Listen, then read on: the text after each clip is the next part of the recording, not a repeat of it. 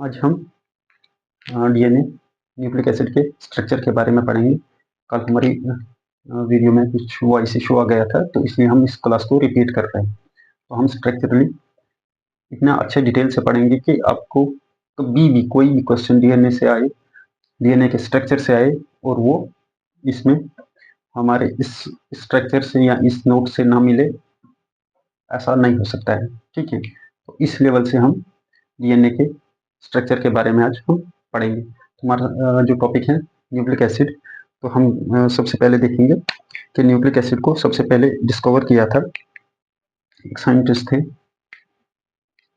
Nucleic acid discover by एक Friedrich Miescher scientist थे, उनका नाम था।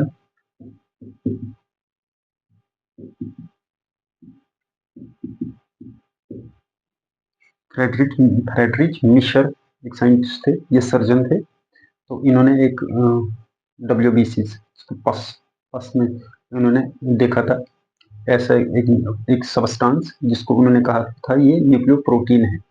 ठीक है, ये प्रोटीन और कुछ किसी और चीज का बना हुआ एक चीज है। उन्होंने इसको नाम दिया था न्यूक्लियन। ठीक है, न्यूक्लियन मतलब डीएनए एसोसिएटेड विद प्रोटीन। ठीक है, तो बाद में आए एक और साइंटिस्ट, वो आए थे तकरीबन 1889 में। उनका नाम था रिचर्ड एल्टमैन। Richard Altman.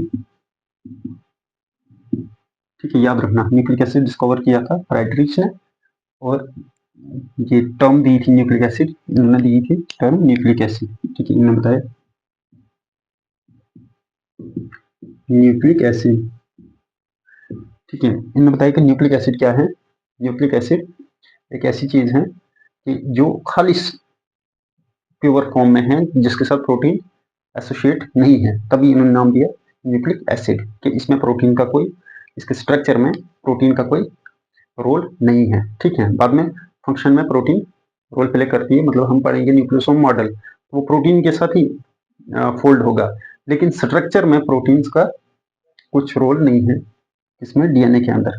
ठीक है, उसके बाद आगे बाद के साइंटिस्ट दो थे, तीन थे, एक की डेथ हो गई थी, लेकिन दो फेमस हुए, उनको नोबेल प्राइज भी दिया गया इस बात पे कि उन्होंने दिया था structure of nucleic acid, structure of DNA. अब न्यूक्लिक एसिड में आते हैं डीएनए, दो तरीके का न्यूक्लिक एसिड होता है, और आरएनए। ठीक है, RNA deoxy ribo nucleic acid और राइबो न्यूक्लिक एसिड।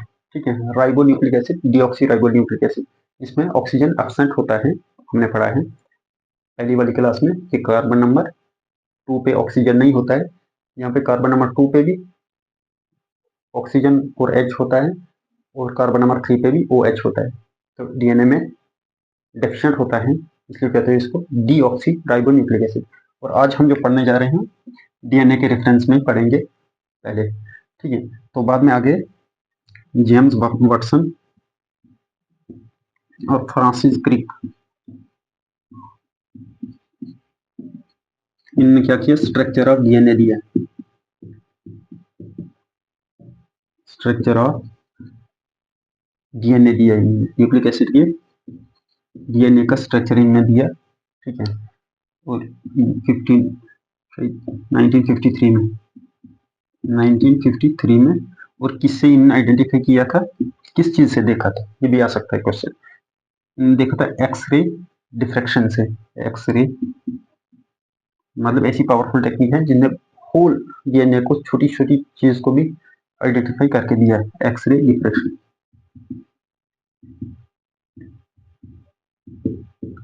ठीक है, एक्सरे डिफ्रैक्शन के थ्रू इन्होंने क्या दिया, हमारे न्यूक्लिक एसिड, डीएनए क्या है, न्यूक्लिक एसिड। तो इनने डीएनए का स्ट्रक्चर दिया, और इनने पाया कि जो ह्यूमन में, जो ऑर्गेनिज्म में सबसे मोस्ट स्टेबल फॉर्म है डीएनए की, ठीक है, जो पाया जाता है, तो उन्हें बी फॉर्म डीएनए। ठीक है, बी फॉर्म।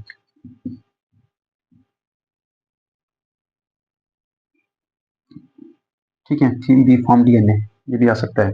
डीएनए की कुछ फॉर्म है, हम आके देख लेंगे क्या रीज़न है, लेकिन ये है इन्होंने इस चीज़ को आइडेंटिफाई किया कि सबसे बेस्ट या स्टेबल फॉर्म ये है डीएनए की।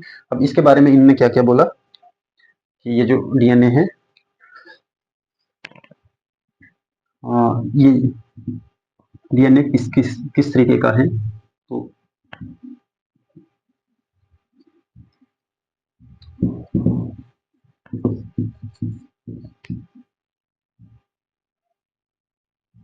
ठीक है। अब स्ट्रक्चर ऑफ डीएनए हम कर लेंगे इसको, ठीक है। स्ट्रक्चर ऑफ डीएनए, ठीक है, according to Watson at Crick model of DNA structure. इन्होंने कहा कि डीएनए जो है ये होता है double helix DNA, double helix, ठीक है, double helix structure, double helix या डबल हेलिक्स स्ट्रैंडेड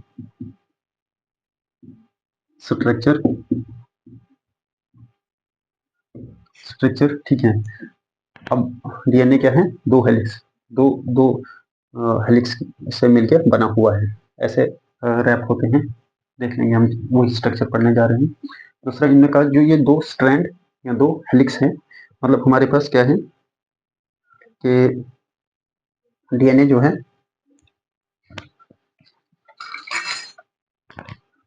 या कि हमारे पास एक चीज, सपोज एक डीएनए का स्ट्रैंड है और ये हैं दो, ठीक है, ये दो, लेकिन ये ऐसे हैं लिपटे हुए, ठीक है, हेलिक्स, तो इन्होंने ऐसे ऐसे जुड़े हुए हैं एक दूसरे के साथ, बन गया डबल हेलिक्स, ठीक है। तो ये हैं इस तरीके से दो स्ट्रैंड आपस में जुड़े हुए हैं, डबल हेलिक्स, कुछ ऐसे इन्होंने मॉडल दिया,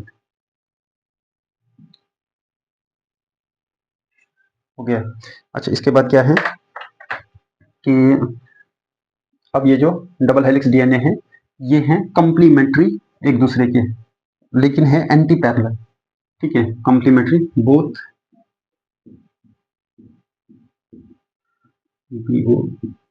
बोथ स्ट्रैंड्स, ठीक है, ये आ गया एक स्ट्रैंड डीएनए का, ये गया दूसरा स्ट्रैंड। अब ये दोनों स्ट्रैंड क्या है, complementary, COMPLY, complementary each other, ठीक है।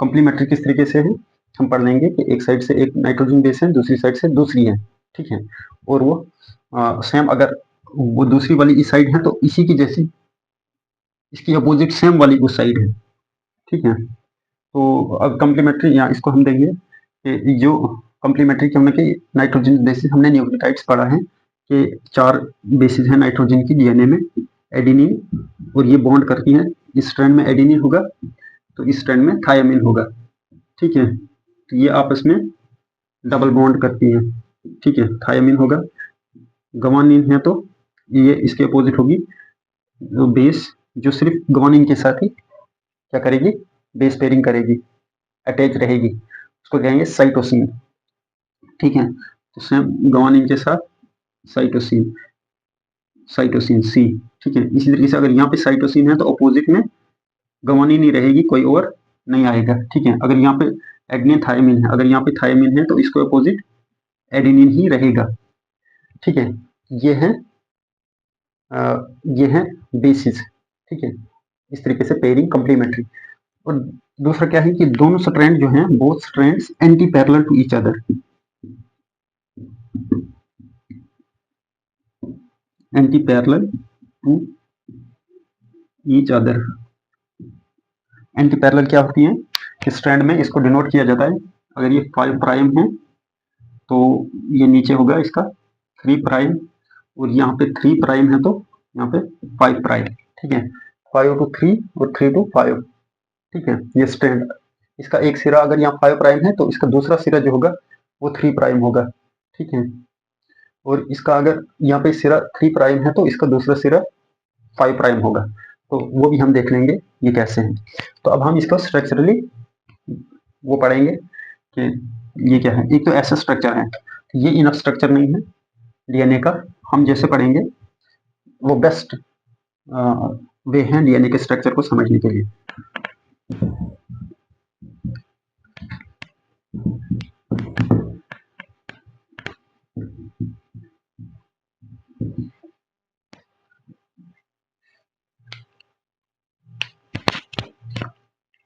अब देखना, हमने पढ़ा था न्यूक्लियोटाइड।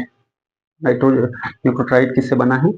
एक है शुगर, उसमें 5 कार्बन शुगर। तो 5 कार्बन शुगर वो जब स्ट्रक्चर बनाता है कार्बन नंबर 1 कार्बन नंबर 4 के साथ साइक्लिक ये बॉन्ड बनाता है कार्बन नंबर 4 के ऑक्सीजन के साथ। जब बॉन्ड बनाता है तो साइक्लिक स्ट्रक्चर बन जाता है। तो वो कैसा बनता है? एक 5 कार्बन रिंग बन जाती है। और इधर से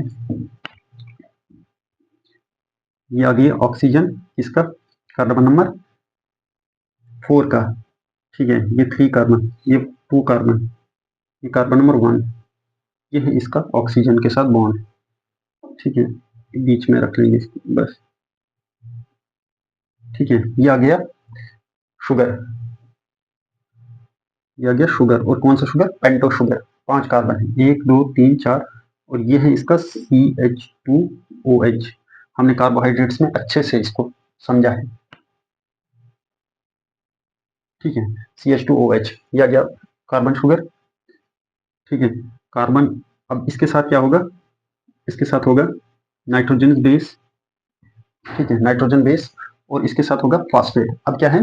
फॉस्फोरिक एसिड होता है H H3PO4, PO4 है फॉस्फोरिक एसिड का फार्मूला। तो अब क्या है? वो ये फॉस्फोरिक एसिड, ये क्या आएगा? मतलब अपना फॉस्फेट ग्रुप ये लाके यहाँ पे जोड़ देगा। ये इस OH को निकाल देगा। और यहाँ से अब ये फॉस्फेट का स्ट्रक्चर कैसे रहता है? ये है PO या OH, ऐसे H3OH, ठीक है, H3PO4। तो अब ये जब ये फॉस्फोरिक एसिड ये डीएनए में पार्टिसिपेट होता है, इसको सीधा हम फॉस्फेट कहते हैं। तो ये ऐसे स्ट्रक्चर होगा, PO O, ठीक है। अब क्या करेगा? ये एक O इस साइड होगा, ठीक है, डबल बॉन्ड। अब ये क्या करेगा? ये O इस OH को हटा के इसके साथ बॉन्ड कर देगा। अब ये OH जब चला गया यहाँ पे, तो अब क्या होगा? ये ऐसे बॉन्ड बना देगा, ठीक है, ये वाला P जो है, ठीक है। तो ये वाला, अब यहाँ पे हम नाइट्रोजन बेस, ठीक है, हमने पढ़ा था न्यूक्लियोटाइड में क्या होता है? एक नाइट्रोजन बेस होती है, शुगर होता है, और फॉस्फेट होता है, ठीक है। तो नाइट्रोजन बेस हम बनाते हैं, इसको रख देंगे, इसको दे देंगे यहाँ पे हम नाइट्रोजन बेस एक, चलो मान के एडिनिन यहाँ पे होगी, ठीक है। कुछ नहीं, ये बहुत इजी है, जब आपको समझ आ जाएगी। ये है, लेकिन याद रखना आपने यहाँ पे इसका एन याद रखना है, बस वहीं से पता है। ये एन, इसकी नंबरिंग भी वहीं से होती है, तो यहाँ पे भी एन, ठीक है। एक ये एन यहाँ पे होता है, एक एन यहाँ पे होता है। तो यहाँ पे ये 2 एन ये प्यूरिन में है, ठीक है, प्यूरिन में। तो क्या है? हम इसको प्यूरिन में लिख ही देंगे यहाँ से। प्यूरिन याद रखना, प्यूरिन नाइट्रोजन बेस है, हमने पहले पढ़ा है, थोड़ा यहाँ पे रिवाइज कर लेते हैं। प्यूरिन और पाइरिमिडीन 2 नाइट्रोजन बेस है, प्यूरिन और पाइरिमिडीन। प्यूरिन में एडिनिन आता है और थायमिन आता है, ठीक है। ये है, ये आ गया यहाँ पे एन, इसका है NH2, तो ये H, ठीक है। इसको ऐसे लिख लेते हैं, कंफ्यूजन नहीं होनी चाहिए आपको। ये स्ट्रक्चर समझना बहुत ईजी आसान, ये जरूरी है। STR, ठीक है, स्ट्रक्चर। इसको ना थोड़ा नीचे ले आते हैं, थोड़ा सा इसको नीचे ले आते हैं, हम यहीं से इसका कंटिन्यू ऐसे लिख लेते हैं, ठीक है। अब यहाँ पे क्या है? ये N और कार्बन ने इसमें बॉन्ड बनाया है, ये दूसरा, ठीक है। ये बेंजीन रिंग याद रखनी है आपने, ठीक है, इस तरीके से। यहाँ पे एक N है, ठीक है। अब ये है एडिनिन, बना देते हैं हम इसको, एडिनिन लिख लेंगे। यूरिन में एक था एडिनिन और गवानिन, तो ये है NH, ठीक है, 2, NH2 साथ में लिखें या इसको अलग लिखिए आप, ठीक है। ये आ गया एडिनिन का स्ट्रक्चर। अब ये आ गया एक न्यूक्लियोटाइड, ठीक है। ये है एक न्यूक्लियोटाइड, इसके साथ ये फॉस्फेट अटैच है, ठीक है। अब दूसरा न्यूक्लियोटाइड क्या करेगा, ये एक न्यूक्लियोटाइड, इसमें एडिनिन बेस है, यह है शुगर और यह है फॉस्फेट, ठीक है। अब दूसरा न्यूक्लियोटाइड जो आएगा, हमने बोला 3-OH, ठीक है। दूसरा न्यूक्लियोटाइड जो आएगा वो कहाँ पे जुड़ेगा, ये OH HOH HOH हमने देखा शुगर में ऐसा होता है, तो यहाँ पे क्या है, यहाँ पे He जितना है DNA, और यहाँ पे OH है, ठीक है। DNA यहाँ पे He जितना है, इसलिए इसको कहते हैं कौन सा, DNA डेफिशिएंट ऑफ ऑक्सीजन, यहाँ पे डेफिशिएंट, यहाँ पे ऑक्सीजन नहीं है। RNA होता तो यहाँ पे भी OH होता है, कौन से नंबर पे, ये है कार्बन नंबर 1, ये है 2, ये 3, ये 4 और ये वाला 5 नंबर कार्बन, ठीक है, शुगर का। लेकिन यहाँ पे DNA है क्योंकि यहाँ पे OH नहीं होगा बल्कि सिर्फ H होगा, ठीक है। तो ये अंडरस्टूड होना चाहिए आप, चलो इसको मान के रखिए, ठीक है। ये आ गया ये वाला OH। अब नया जो न्यूक्लियोटाइड आएगा सेम ये तीन चीजें उसके पास होंगी, तो वो यहाँ पे OH के साथ अटैच हो जाएगा, ठीक है। इसका ये दे दो, बॉन्डिंग दे दो, अल्टरनेट बॉन्ड रखना है ना इसकी,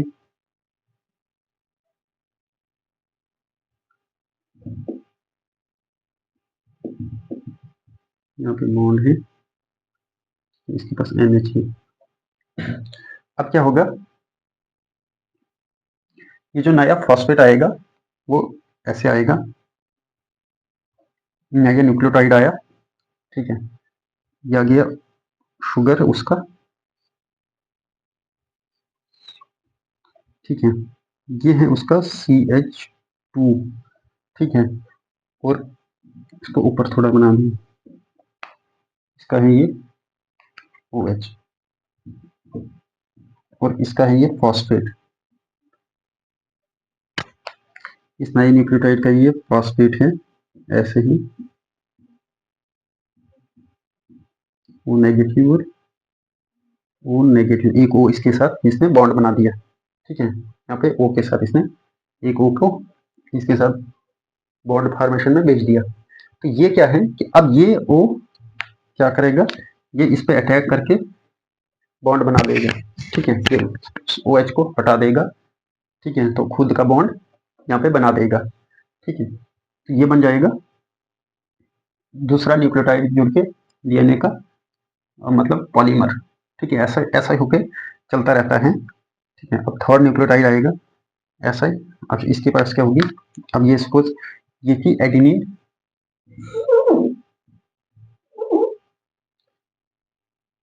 ये है एडिनिन, अब यहाँ पे आ जाएगी गुवानिन हो सकता है, तो ठीक है आ गई, ठीक है।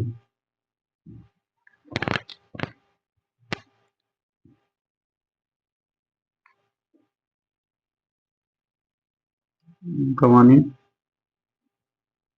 क्या डिफरेंस है, कुछ नहीं, थोड़ा सा ये यहाँ पे क्या होगा M, ठीक है, यहाँ पे होगा M, ठीक है। यहाँ पे ये NH2 है, ये यहाँ पे आ जाएगा NH, ठीक है, गवानिन में, और यहाँ पे आ जाएगा डबल बॉन्ड O, बस ये है एडिनिन, ये आगे दूसरी बेस जिसको कहते हैं गवानिन, ठीक है। अब क्या है, इसका तीसरा न्यूक्लियोटाइड आएगा, तीसरा न्यूक्लियोटाइड ये आ गया उसका शुगर,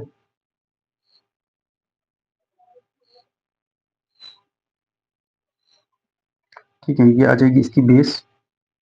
ठीक है, गवानीन। आप सपोज यहाँ पे कोई साइटोसिन आ गई, ठीक है, या हाँ साइटोसिन ही मान के चलते हैं।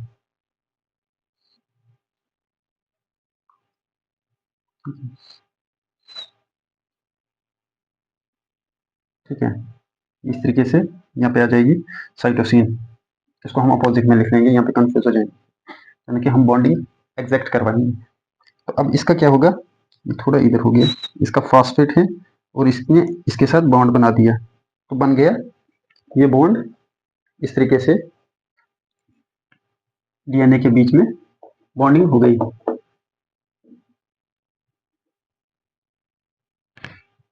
ठीक है, अब क्या है, ये जो बॉन्ड बनाएगा आपस में, कुछ कंफ्यूजन नहीं है, ये जो बॉन्ड बनेगा आपस में डीएनए के न्यूक्लियोटाइड्स के बीच का बॉन्ड, इसको कहेंगे फॉस्फोडाइएस्टर बॉन्ड।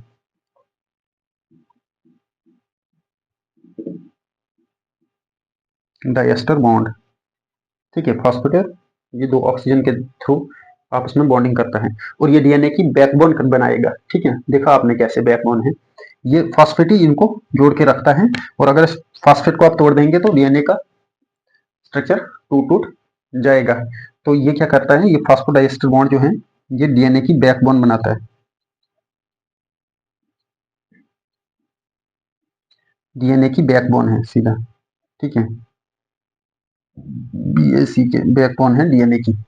अब क्या है, हमने पढ़ा कि ये डबल हेलिक्स है, अब ये एक हेलिक्स आ गया डीएनए का। ठीक है, थोड़ा टेढ़ा लग रहा है इसको, अब समझ में आ गया है, तो सीधा यहाँ पे होगा, ये होगा यहाँ पे नाइट्रोजन बेस। ठीक है, हम यही मान के चलते हैं, कंफ्यूजन नहीं।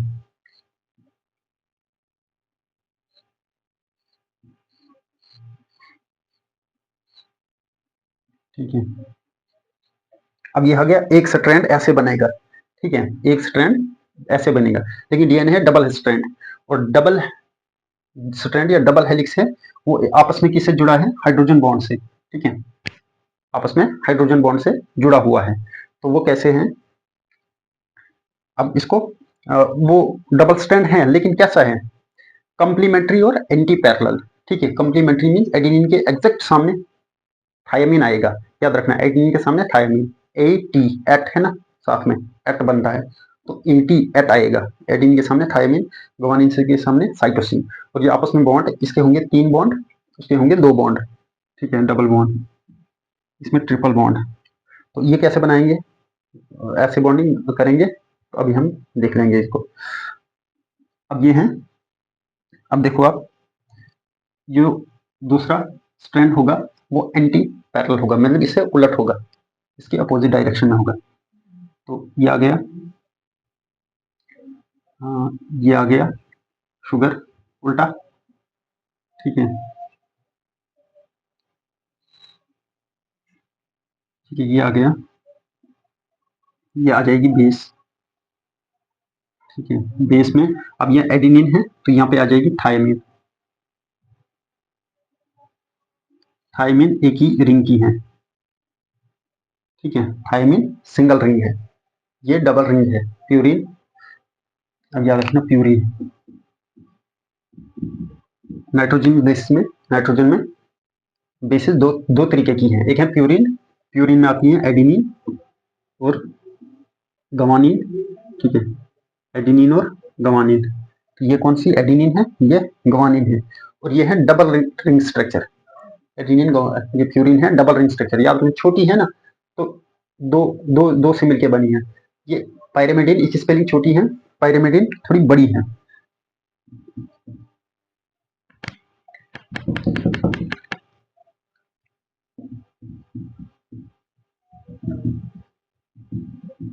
पायरेमिडिन सिंगल स्ट्रक्चर है,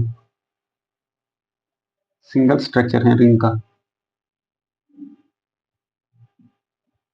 ठीक है, NH2, ये देखिए, अब ये कुछ भी हो सकती है पायरेमिडिन में, हम देख लेंगे कि ये यहाँ पे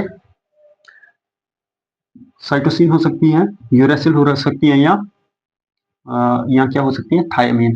ठीक है, साइटोसिन NH2 होगा, NH2 हमने परसों ये पढ़ा है अच्छे से। इसको रिमूव कर देंगे तो यहाँ पे डबल बॉन्ड O आ जाएगा, तो फिर अगर हम मिथाइल ग्रुप ऐड कर लेंगे तो यहाँ पे CH3 आके थाइमिन बना लेगा। ठीक है, ये डिफरेंस है। यहाँ पे डीएमिनेशन होगा, DE एमिनेशन होगा, हमने पढ़ा है। फिर यहाँ पे मिथाइलेशन होगा, तो मिथाइलेशन होगा तो CH3 यहाँ पे ऐड होके थाइमिन बना देगा। ठीक है, अब पायरिमिडीन, ये बड़ी रिंग है, बड़ी स्पेलिंग एक ही है, तो ये आ गई पायरिमिडीन। ठीक है, अब अगर हम इसको मान लेंगे, एडिनिन के सामने आता है, आती है थायमीन। ठीक है, एडिनिन के सामने है थायमीन। थायमीन की का स्ट्रक्चर क्या है, CH3,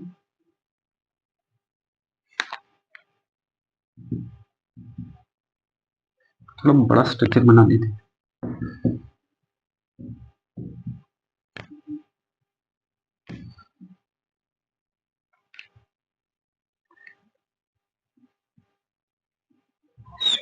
ये N1, ये N के साथ,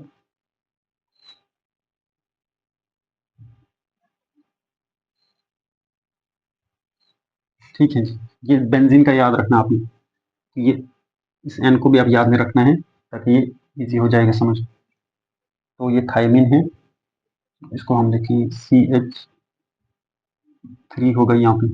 ठीक है, बाकी क्या है यहाँ पे, double bond O, double bond O। ठीक है, एडेनिन की, और ये आ गई थायमीन।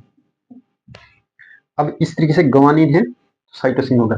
अभी लेकिन ये पूरा नहीं है, यहाँ पे इसको 3 कार्बन पे क्या होगा, ये आ गया कार्बन नंबर 1, 1 2 3 4, ये है CH2OH फाइव वाला। ठीक है, लेकिन इसने किसके साथ बॉन्ड बना के रखा है, फॉस्फेट के साथ। ठीक है, चलो इसको हम, चलो भाई, ये है फॉस्फेट के साथ बॉन्ड। अब नया न्यूक्लियोटाइड आएगा। ठीक है, अब इसके साथ बॉन्ड बना के रखा है। ठीक है, ये पूरा न्यूक्लियोटाइड है, लेकिन ये जुड़ा हुआ है। ठीक है, ये ऑलरेडी जुड़ा हुआ है, बॉन्डिंग होती है 5' एंड से, मतलब इस फॉस्फेट ने इसके साथ वो करके रखा है बॉन्ड। अब नया न्यूक्लियोटाइड कैसे आया होगा, वो ऐसे जुड़ा हुआ होगा इसके इसके साथ। ठीक है, ये 3' OH के साथ।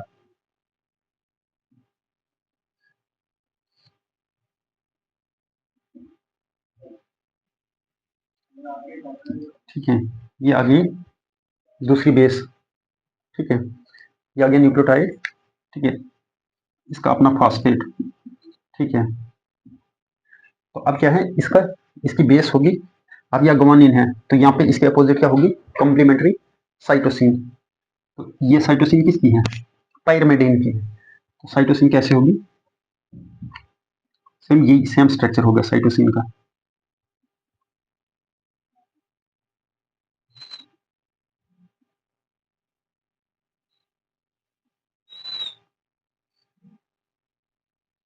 ठीक है ना, ये होगा,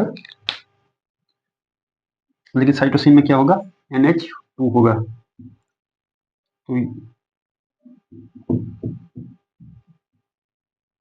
NH, ठीक है, ये होगा साइटोसिन के पास,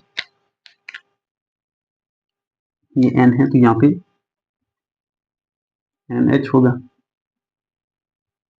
NH।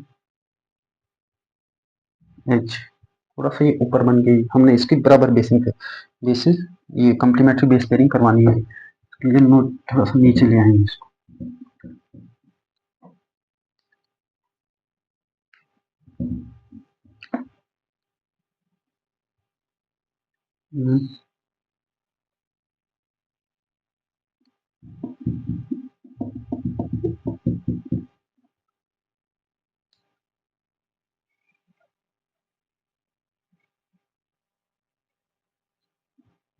ठीक है, ऐसे ही हो सकता है। ठीक है, ये N यहाँ पे है तो एक N यहाँ पे होगा, ठीक है, ये होगा N H H, ठीक है, यहाँ पे होगा डबल बॉन्ड O, ठीक है, ये गवानीन है तो ये क्या होगा, होगा साइटोसिन, ठीक है, ये N है, यहाँ पे H होगा इसके साथ, ठीक है, जैसे यहाँ पे H है इसके साथ। अब क्या है, ये आ गई आपस में, ये दूसरा स्ट्रैंड। अब ठीक है, इसी तरीके से तीसरा स्ट्रैंड होगा, तीसरा न्यूक्लियोटाइड जुड़ा होगा स्ट्रैंड का, ये आ गई इसकी बेस होगी, ठीक है, कोई भी बेस हो सकती है, कोई भी हो सकती है, जरूरी नहीं है प्यूरिन या पायरिमिडीन, प्यूरिन भी हो सकती है, प्यूरिन में कोई भी हो सकती है, पायरिमिडीन भी हो सकती है, पायरिमिडीन में कोई भी हो सकती है, ठीक है, तो ये आगे इसका फॉस्फेट, ठीक है, तो बस इतना याद रख लो आप। अब क्या है कि ये आपस में स्ट्रैंड किससे जुड़े होते हैं, हाइड्रोजन बॉन्ड से, हाइड्रोजन बॉन्ड से। तो देखना ये कैसे बनेगा हाइड्रोजन बॉन्ड, ठीक है, ये ऐसे बनेगा, ये यहाँ पे इसका है डबल बॉन्ड O, हम ऐसे लिख लेते हैं, इसका है डबल बॉन्ड O, ठीक है, इसका है यहाँ पे,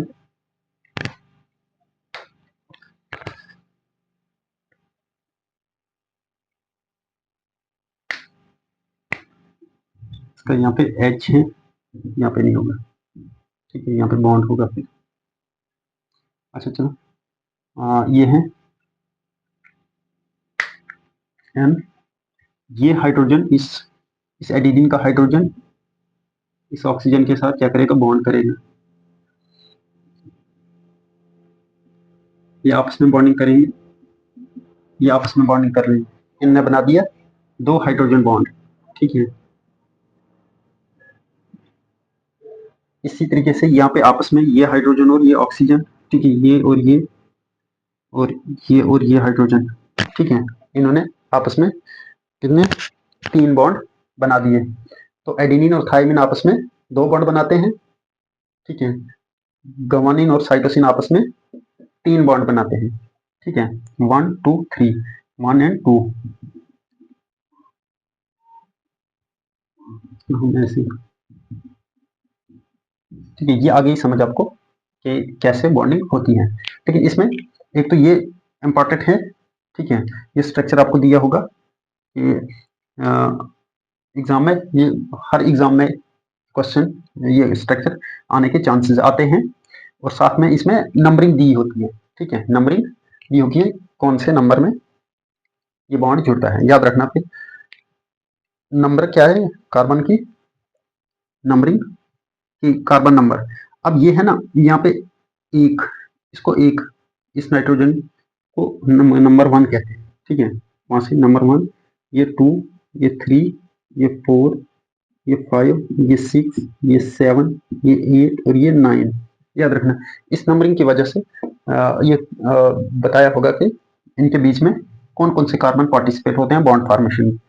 तो अब क्या है, शुगर का ये कार्बन 1, ये 2, ये 3, ये 4 और ये 5, ठीक है, तो ये है नंबरिंग। अब प्यूरिन में आपने देखा कि कार्बन और ये जो नाइट्रोजन है, ये कौन से नंबर के साथ बॉन्ड करते हैं, एक कार्बन नंबर 1 और नाइट्रोजन का 9, ठीक है।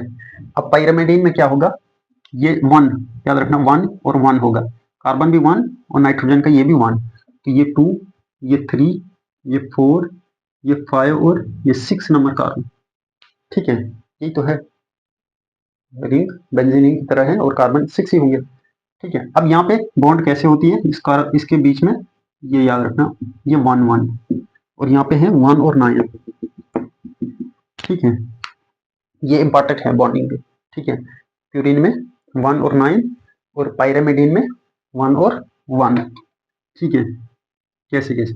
अब ये तो आ गई कार्बन शुगर और बेस के बीच का बॉन्ड। अब इस शुगर और शुगर के बीच का जो बॉन्ड, उसको कहते हैं हम फॉस्फो डाइएस्टर बॉन्ड। लेकिन शुगर और बेस के बीच का जो बॉन्ड है, ये वाला बॉन्ड, इसको कहते हैं हम फॉस्फो एनहाइड्राइड बॉन्ड, ये sorry anhydride N glycosidic bond, ठीक है, कि शुगर के बीच में है और अटैच किसके साथ है, नाइट्रोजन के साथ, शुगर के बीच में और नाइट्रोजन के साथ, तो इसको कहते हैं N glycosidic bond, N G L O Y C O, glyco S I D I C, सिडिक B O N D, N glycosidic bond, N क्यों, क्योंकि ये शुगर के साथ अटैच है। अब आकर आपने आपने वहां पे ध्यान रखा होगा कि हमने बोला था कि ओ एच जो होता है शुगर का, अगर वो ऊपर की तरफ हो उसको कहते हैं बीटा, और नीचे की तरफ हो तो अल्फा, ठीक है, वो हमने शुगर्स में पढ़ा। लेकिन यहाँ पे जो ओ एच होता है ना, ये ऊपर की तरफ साइड में होता है, तो इसको आप लिख सकते हैं बीटा, मतलब कंफर्मेशन क्या थी ओ एच की, ये है ना एनोमरिक कार्बन, वो कार्बन जो बॉन्ड फॉर्मेशन में पार्टिसिपेट होता है, मतलब कार्बन नंबर 1, और अगला जिसके साथ बॉन्ड बनाता है उसका ओ एच, अगर एबो होगा तो बीटा, नीचे होगा तो अल्फा, और यहाँ पे एबो है, ये नाइट्रोजन के साथ बेस बनाया है, ये बॉन्ड बनाया है इसने, तो उसको कहते हैं beta N glycosidic bond. Confuse नहीं होना, कहीं बीटा एन लिखा होगा तो वो क्या हुआ, वो उस ओ एच की रेफरेंस में कहता है, ठीक है। ये आ गया फास्फो, ये फास्फोडाइएस्टर बॉन्ड और एन ग्लाइकोसिडिक बॉन्ड, बेस और शुगर के बीच में, दो शुगर्स के बीच में फास्फेट जो बॉन्ड बनाता है, फास्फोडाइएस्टर बॉन्ड। अब दूसरी बॉन्डिंग जो होती है, अब हमने बता दिया ये है इनके बीच की बॉन्डिंग। अब सेम यहाँ पे है बेसिस में जो बॉन्डिंग में पार्टिसिपेट होते हैं, ये क्वेश्चन भी आए हुए हैं, इसलिए अगर आप सिर्फ पैसे याद रखेंगे, स्ट्रक्चर का पता नहीं होगा तो रट्टे से याद रखना डिफिकल्ट हो जाती है, एक बार आपने देख ली ना ये फिर नहीं भूलेगी। अब ये है कार्बन नंबर 1, ठीक है, मतलब या नाइट्रोजन 1, नंबरिंग दे दो 1 2 3 4 5 6 7 8 और 9, ठीक है। अब एडिनिन और थायामीन, एडिनिन और थायामीन के बीच का बॉन्ड कौन कौन सा नंबर का बॉन्ड पार्टिसिपेट होता है, 1 3, ठीक है ना, ये यहाँ इसका 1 और इसका 3, 1 3, और इसका 6 और 4, 6 और 4, एडिनिन और थायमिन के बीच में 1 3 6 और 4 बॉन्ड बनाते हैं, ठीक है। अब इसमें गवानिन और साइटोसिन में क्या होगा, ये 1 1 पार्टिसिपेट होता है ना, तो इसको 1 कर दो, ठीक है, ये 2 हो जाएगा, ये 3 हो जाएगा, ये 4, ये 5 और ये 6, ठीक है, ये 6, तो यहाँ पे क्या है 2 और 2 के बीच में, ठीक है, 1 2, 2 और 2 के बीच में बॉन्ड, ठीक है, 1 2 3 4 5 6, और फिर 1 और 3 के बीच में, और यहाँ 4 और 6, 6 और 4 के बीच में, 2 और 2 बॉन्ड फॉर्मेशन में, 1 और 3 बॉन्ड फॉर्मेशन में, 6, ये वाला 6 और 4 बॉन्ड फॉर्मेशन में, ये 3 बॉन्ड है।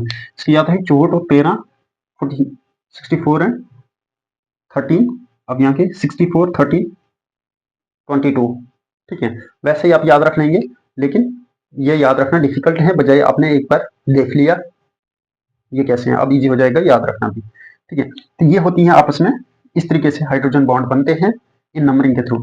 अब इसमें क्या होता है, दो चीजें हम समझेंगे, हमने देखा कि ये कॉम्प्लीमेंट्री कैसे हैं, ठीक है, एक दूसरे के अपोजिट। अब ये इसी वजह से हैं एक दूसरे के एंटी पैरेलल, भी इस वजह से क्योंकि ये बॉन्ड फॉर्मेशन इसी तरीके से पॉसिबल है। अगर इसको आप सीधा करेंगे तो फिर बॉन्डिंग, हाइड्रोजन बॉन्डिंग बनना, फॉर्मेशन होना इम्पॉसिबल है, ठीक है। अब ये हाइड्रोजन बॉन्डिंग बनाने के लिए ये स्ट्रैंड्स एक दूसरे के एंटी पैरेलल आते हैं, और फिर वो कंप्लीमेंट्री बॉन्डिंग होती है, मतलब एक के सामने सिर्फ वही होना चाहिए जिसके साथ वो बॉन्ड करेगा, कोई और आएगा तो फिर बॉन्डिंग में एरर आ जाएगा, तो डीएनए का स्ट्रक्चर स्टेबल नहीं रहेगा, ठीक है। अब क्या है इसमें याद रखना थोड़ा सा कि ये है यह डीएनए का स्ट्रक्चर, ठीक है। यहाँ पे अगर ये ये बेस अगर अभी इस साइड में है ना, तो इसको कहते हैं सिन कन्फर्मेशन। ठीक है, इसको कहते हैं सिन कन्फर्मेशन। अगर ये बेस इस साइड होगी तो ये एंटी बन जाएगी। ठीक है, ये एंटी बन जाएगी। ठीक है, अब हमने ये ऐसा स्ट्रक्चर बनाया, हम आपको थोड़ा यहाँ पे बता दें समझाने के लिए। ये आ गया शुगर। ठीक है, ये है जी बेस जो हम बना रहे हैं। सपोज ये है पायरिमिडीन।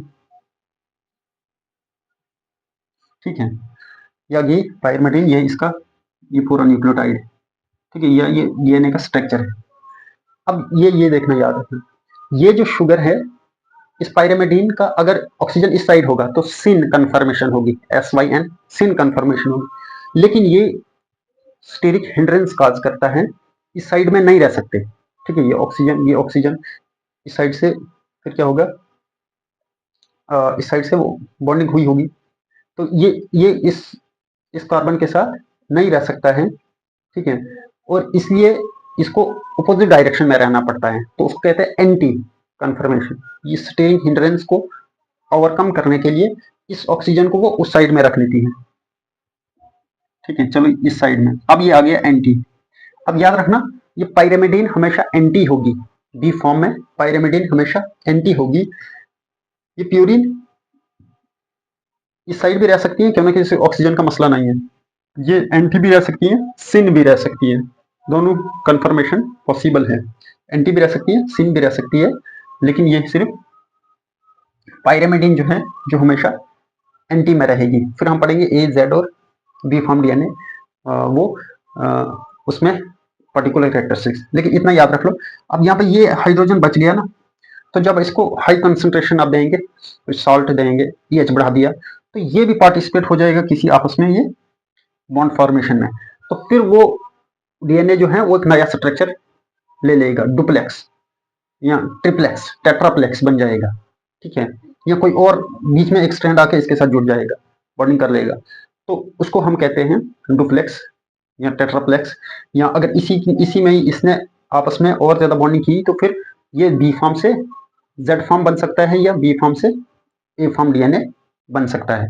ठीक है, तो वो हम पढ़ेंगे, लेकिन किस वजह से, इसी हाइड्रोजन की बॉन्डिंग की वजह से, जब आप उसको कंडीशन वैसी देंगे। ठीक है, सॉल्ट्स में या पीएच इंक्रीज डिक्रीज कर दिया, जैसी भी सिचुएशन में ये, तो ये bond formation, further bonding formation में पार्टिसिपेट होगा, तो फिर वो वाला स्टेबल डीएनए नहीं रहेगा, ये कुछ टाइम के लिए उस एनवायरमेंट की कंडीशन से अपने आप को चेंज कर लेगा। ठीक है, मतलब बॉन्डिंग, एक्स्ट्रा बॉन्डिंग कर लेगा। ठीक है, ये आ गया ये वन। इसके अलावा हमने पढ़ा एंटी पैरेलल है। एंटी पैरेलल क्या होता है, 5 to 3 डैश 3 to 5। ठीक है, आपने पढ़ा होगा, ये है जो हमने पढ़ लिया।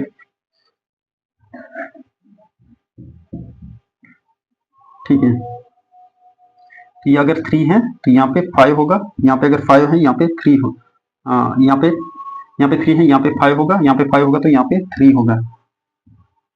ठीक है, तो ये है एंटी पैरेलल। एंटी पैरेलल ये कैसे हैं, अब याद रखना, यहाँ पे क्या है, 5 डैश एंड, मतलब फास्फेट कहाँ पे बैठा है, 5 कार्बन पे, तो इसको हम कहेंगे 5 डैश एंड। ठीक है, 5 डैश पे कार्बन बैठा है। ठीक है, और यहाँ पे इसका फ्री क्या है, ये 3 डैश OH फ्री है, 3 डैश का ये OH फ्री है। अब ये बन गया 5 to 3, 5 to 3। ठीक है, अब इसका जो दूसरा कंप्लीमेंट्री स्ट्रैंड है, तो वो क्या है, उसका यहाँ पे क्या है, फास्फेट किस जगह पे आता है, 5 डैश कार्बन के साथ जुड़ता है, तो यहाँ पे इसका है ये 5 प्राइम या 5 डैश। ठीक है, और यहाँ पे इसका क्या फ्री है, OH फ्री, तो OH किस कार्बन पे रहता है, 3 वाले कार्बन में। ठीक है, तो यहाँ पे इसका 3 OH है। अब बन गया ये 5 to 3, 3 to 5 कन्फर्मेशन। तो ये है डीएनए का स्ट्रक्चर, इसका बेसिक ओवरव्यू। थोड़ा आरएनए क्या है, आरएनए होता है सिंगल स्ट्रैंडेड, और इसमें क्या है कि आरएनए में यूरेसिल होता है, थाइमिन की जगह यूरेसिल। तो आरएनए सिंगल स्ट्रैंडेड कैसे होगा, ये बेस, ये आ गया शुगर। ठीक है, ये इसका फॉस्फेट, ये है बेस, ठीक है। सेम ये शुगर,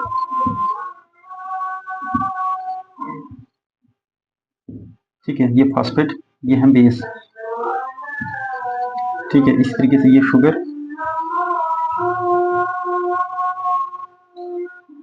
ये आ गई बेस, ठीक है।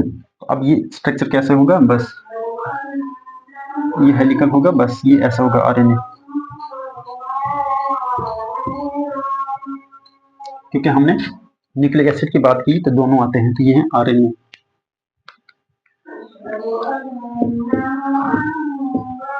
तो इसमें बेस क्या होगी, यूरेसिल भी होगी, सेम ऐसी पायरिमिडीन की जगह सिर्फ डबल बॉन्ड वो होगा, ठीक है। तो यूरेसिल भी हो सकती है, थाइमिन भी हो सकती है और साइटोसिन भी हो सकती है, ठीक है। यहाँ पे लेकिन थाइमिन ही होगी डीएनए में थाइमिन, इसलिए कि ये जो यूरेसिल है ये कमजोर है, इसमें म्यूटेशन जल्दी होती है, तो इसलिए थाइमिन इसके मुकाबले में पावरफुल है, तो इसको सिलेक्ट किया गया है डीएनए। तो आज का इतना ही, नेक्स्ट क्लास में हम इसे आगे देखते हैं। Thank you.